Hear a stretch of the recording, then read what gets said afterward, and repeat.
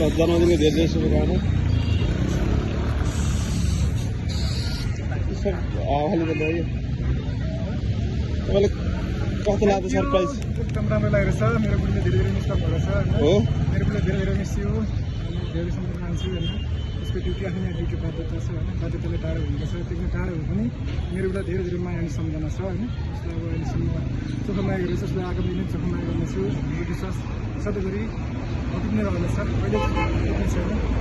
Thank you भन्न चाहन्छु मेरो बुढीलाई। हस् त ल, जन्मदिनको धेरै धेरै शुभकामना तपाईँलाई। अनि सर्भिस कस्तो लाग्यो त हामीलाई? हाम्रो एकदम राम्रो अब हजुरको यसरी देश विदेशमा छरिरहनुभएका सम्पूर्ण जति हुन्छ दिदी बहिनीहरू दाजुभाइहरू हुन्छ उहाँहरू चाहिँ उहाँहरूको मार्फतबाट यसरी उहाँहरूले होम डेलिभरीमा गर्नुहुँदो रहेछ।